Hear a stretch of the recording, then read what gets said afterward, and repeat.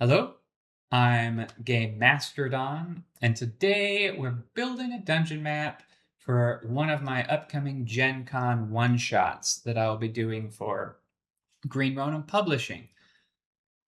I've only got so much room in my bag for dungeon tiles and clothes, dice and toothbrushes and my computer, and whatever else I decide to bring along. So I need to make sure everything fits inside my carry-on bag without getting damaged in transit.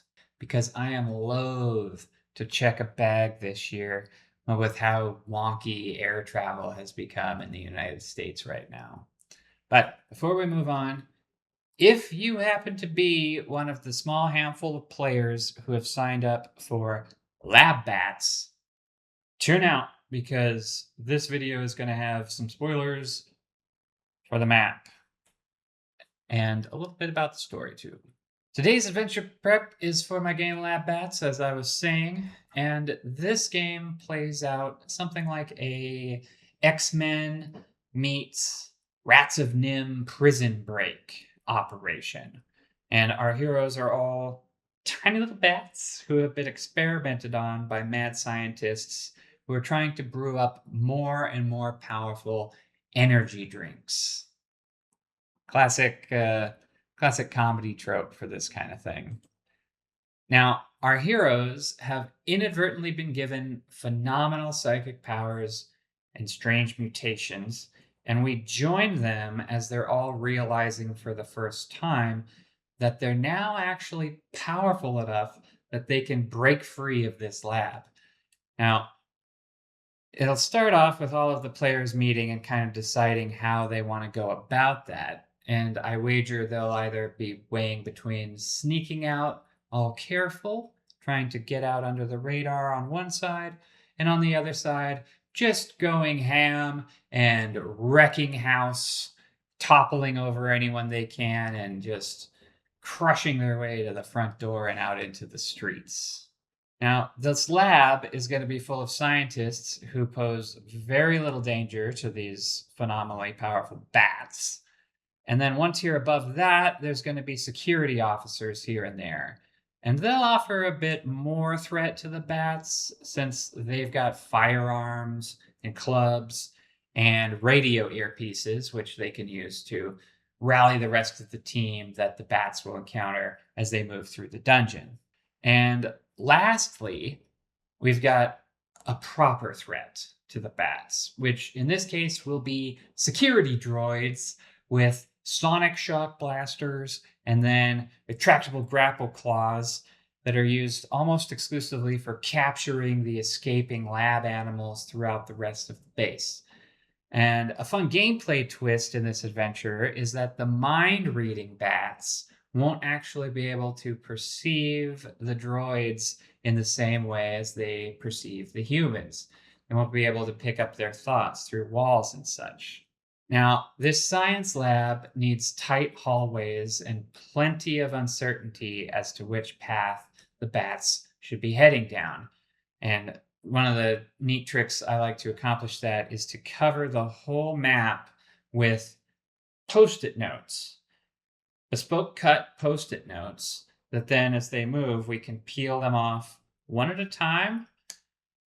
Something I'm particularly into with this one is that crafting these dungeons is going to serve a double duty for me. First, I'm making this dungeon for Gen Con for the Lab Bats adventure, but second, I can reuse this laboratory as a single piece of a much larger mega dungeon that I'm working on for Start Playing Games. And I'm aiming to get that listed once I return from Gen Con. Because I'm aiming to repurpose these tiles for future dungeons, I don't necessarily want the details on the board to be that specific. If we know the context of the one-shot is bats in a science lab, everyone's imagination will fill in the detail to suit that context.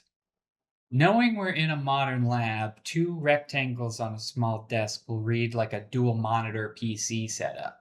But in the context of an ancient magic school, It might read more like crafted devices on top of a desk, or like a test tube rack, or a stack of books, or little statues or something. It's all about the context. And I want to make sure that each map that I'm making here can be moved from one context to another.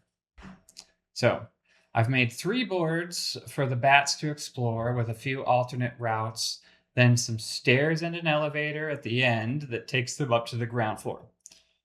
Once there, depending on the time we have actually in game, we can have a big blowout boss fight in this Matrix style office lobby.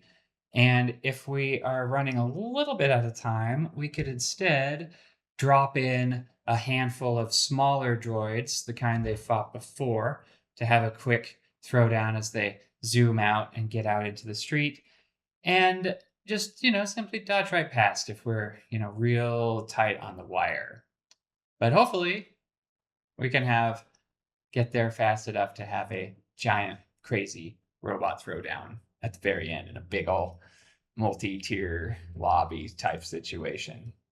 The bats are incredibly fast. This is Mutants and Masterminds after all, so we've given them, I think it's like 120 feet of movement, and that could easily, in certain contexts, get them all the way out to the end way too quickly. So one of the things I've put into this map is choke points, sealed doors, security checkpoints. The bats don't all have the same. Some of them actually have to use magical powers to open the doors because they're just, like I said, tiny little bats.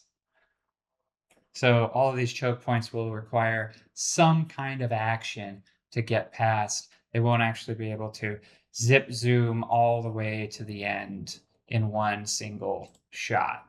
Now, right out the gate, the alarm can go off if they decide to go hard rather than sneaking, which will grant an excuse to have the security at each tier of the progressing dungeon to get heavier and heavier as the security system gets more and more prepared for what the players are bringing to it.